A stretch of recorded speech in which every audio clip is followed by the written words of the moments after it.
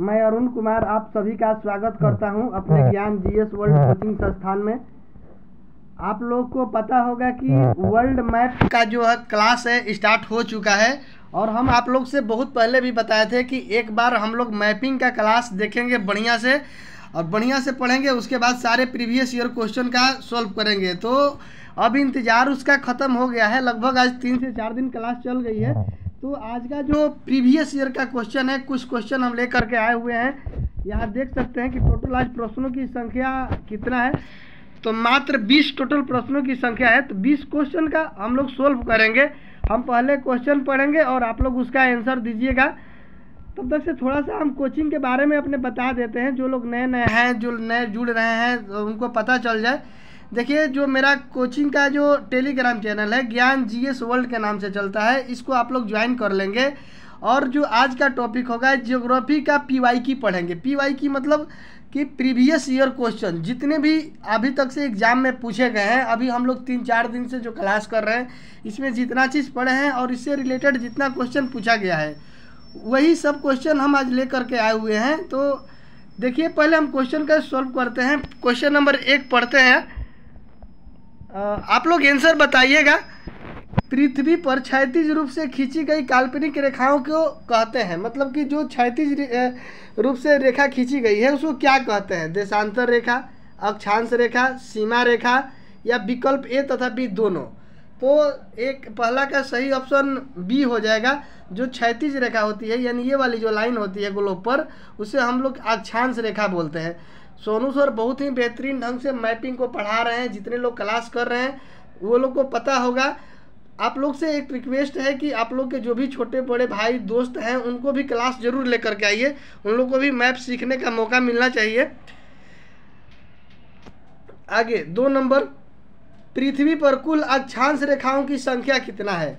89, 178, 129 या 181। तो सही ऑप्शन 2 का क्या हो जाएगा बताएंगे आप लोग?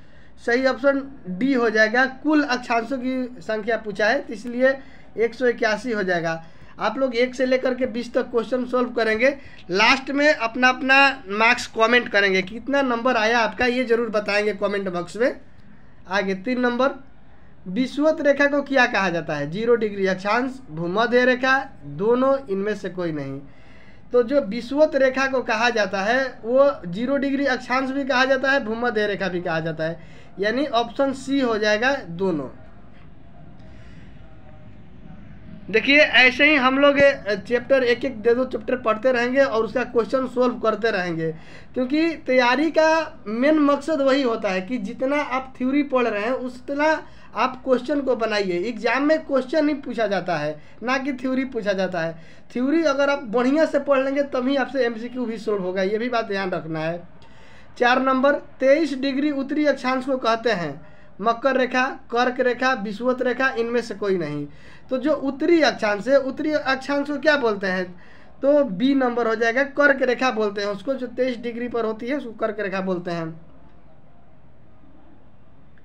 बहुत ही बढ़िया से तोड़ तोड़ के सोनू सर बताए हैं। जो लोग क्वेश्चन बना रहे हैं, जो लोग पढ़ रहे हैं, तो बहुत अच्छे से सोल्व करेंगे।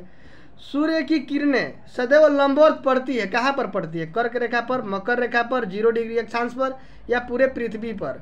तो 5 का सही ऑप्शन सी हो जाएगा, 0 डिग्री अक्षांश पर। आगे 6 नंबर, पृथ्वी पर समय का निर्धारण होता है, किससे होता है? अक्षांश रेखा से, देशांतर रेखा से, दोनों से या स्मार्ट घड़ी से? तो 6 का सही ऑप्शन बताएंगे, बी नंबर हो जाएगा। देशांतर रेखा से समय का निर्धारण किया जाता है, ध्यान रखेंगे आप लोग। कितना नंबर आया कमेंट में ज़रूर बताना है और 20 में 20 कोशिश कीजिएगा लाने के लिए। इतना बेहतरीन ढंग से सर पढ़ा रहे हैं आप लोग को, तो आना ही चाहिए भाई। देशांतर रेखाओं की कुल संख्या है 36, 306, 360, 630। 7 का सही ऑप्शन सी हो जाएगा, 360 हो जाएगा। जितना ही अभी आप लोग क्वेश्चन प्रैक्टिस कीजिएगा, आप लोग का तैयारी उतना ही बेहतरीन होते जाएगा। हम लोग की यही पूरी कोशिश रहेगी कि हर चैप्टर का क्वेश्चन आप लोग को सोल्व करवाएं। अफ्रीका में उष्णकटिबंधीय घास के मैदान को कहा जाता है? Weld, prairie, savanna, downs. 8 का सही ऑप्शन क्या हो जाएगा? तो सी हो जाएगा, सवाना हो जाएगा। 8 का सी हो जाएगा। आगे 9 नंबर, मलेशिया की मुद्रा, रुपया डॉलर क्या थे? देखिए मलेशिया की ऐसे तो मुद्रा रिंगिट होती है, मलेशिया की जो मुद्रा है वो रिंगिट होती है। यहाँ पर सारा ऑप्शन गलत दिया हुआ है, इसको मलेशिया ना करके इसको आप लोग मालदीव कर लेंगे। मालदीव, आज मालदीव के बारे में सोनू सर बहुत अच्छे से पढ़ाए भी हैं मालदीव के बारे में। मालदीव की मुद्रा क्या है? तो यहाँ पर रुपया हो जाएगा, ऑप्शन बी हो जाएगा 9 का। ये थोड़ा सा टाइपिंग मिस्टेक है, इसको ध्यान रखेंगे आप लोग। सार्क का गठन हुआ 8 अगस्त 1967, 8 दिसंबर 1967, 8 दिसंबर 1985, 8 दिसंबर 1995। तो 10 का सही ऑप्शन सी हो जाएगा, 8 दिसंबर 1985 को। आगे, प्यूट्रिको गहरा गर्त है, प्यूट्रिको गहरा गर्त है प्रशांत महासागर में, हिंद महासागर में, अटलांटिक महासागर में, आर्कटिक महासागर में। तो 11 का सही ऑप्शन सी हो जाएगा, अटलांटिक महासागर में। प्यूट्रिको जो गहरा गर्त है ये अटलांटिक महासागर में पड़ता है। आगे, बिना तट का सागर, सवाना सागर, सार्गैसो सागर, भूमध्य सागर, लाल सागर। 12 का सही ऑप्शन बी हो जाएगा, सार्गैसो सागर।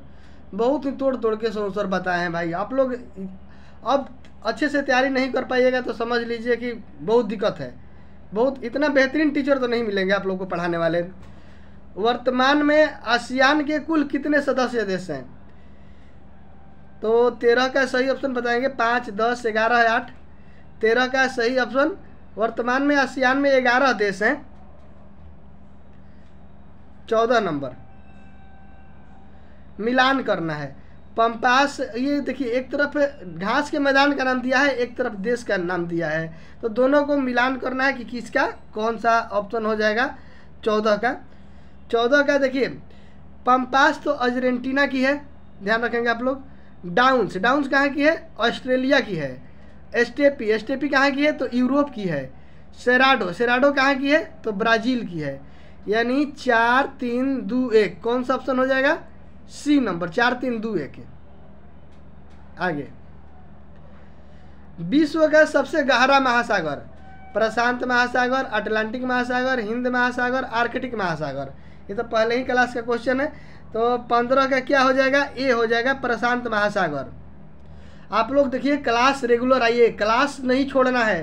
क्लास छोड़ दीजिएगा फिर आप लोग का पढ़ाई का टूट जाएगा भाई, नहीं हो पाएगा बढ़िया से पढ़ाई। क्लास रेगुलर रहिएगा, सिर्फ क्लास में आप रेगुलर रहिए, एकदम तैयारी बेहतरीन हो जाएगा। उत्तरी गोलार्ध और दक्षिणी गोलार्ध के मध्य निम्न में से कौन सी रेखा स्थित है? 0 डिग्री अक्षांश रेखा, भूमध्य रेखा, विषुवत रेखा, या फिर इनमें सभी विकल्प सही है। तो बताना है आप लोगों को क्या हो जाएगा।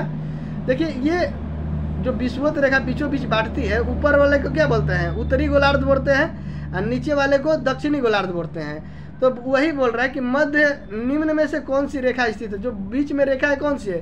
तो इसको 0 डिग्री अक्षांश भी बोलते हैं, भूमध्य रेखा भी बोलते हैं, विषुवत रेखा भी बोलते हैं। यानी ऑप्शन डी हो जाएगा। 17 नंबर, मानव जाति का पालना किसे कहा जाता है? एशिया को, अफ्रीका को, यूरोप को, या दक्षिण अमेरिका को? तो मानव जाति का जो पालना है वो अफ्रीका को कहा जाता है। आगे, 18 नंबर, 23.5 डिग्री दक्षिणी अक्षांश रेखा को क्या कहते हैं? जो दक्षिण अक्षांश रेखा मतलब जो दक्षिण की तरफ 23.5 डिग्री है उसको क्या बोलेंगे? कर्क रेखा, उष्णकटिबंधीय क्षेत्र, मकर रेखा, इनमें से कोई नहीं। तो सही ऑप्शन सी हो जाएगा, मकर रेखा बोलेंगे साउथ को। साउथ को मतलब जो 23.5 डिग्री दक्षिणी अक्षांश है उसको मकर रेखा, और जो उत्तरी अक्षांश है 23.5 डिग्री उसको कर्क रेखा बोलते हैं। आगे क्वेश्चन आया भी था। आगे, पुस्टाज किस देश का घास मैदान है? न्यूजीलैंड, यूरेशिया, हंगरी, उत्तरी अमेरिका। तो हंगरी सही जवाब हो जाएगा इसका। लास्ट क्वेश्चन, निम्न में से कौन सी घास की मैदान वेनेजुएला तथा कोलंबिया में है? लानोज, कैंपोज और सेराडो, डाउन्स, सवाना। तो लानोज हो जाएगा, वेनेजुएला तथा कोलंबिया में है ये। तो हम लोग 20 प्रश्नों को सॉल्व किए। अब फटाफट आप लोग जल्दी जल्दी क्वेश्चन आंसर की कमेंट कीजिए कि कितना नंबर आप लोग को आया। और जिनको भी डाउट हो जाता है तो एक बार हम लोग से ज़रूर पर्सनली आप लोग मिलेंगे। बाकी थोड़ा सा बैच के बारे में आप लोग बताते रहिए। 10 से 11 बैच है, न्यू बैच है एकदम, अभी 2-3 दिन हो रहा है इसका सिलेबस स्टार्ट किए हुए। तो फिर ऐसे ही आगे क्वेश्चन लेकर के आते रहेंगे। मिलते हैं अगले वीडियो में, तब तक के लिए धन्यवाद।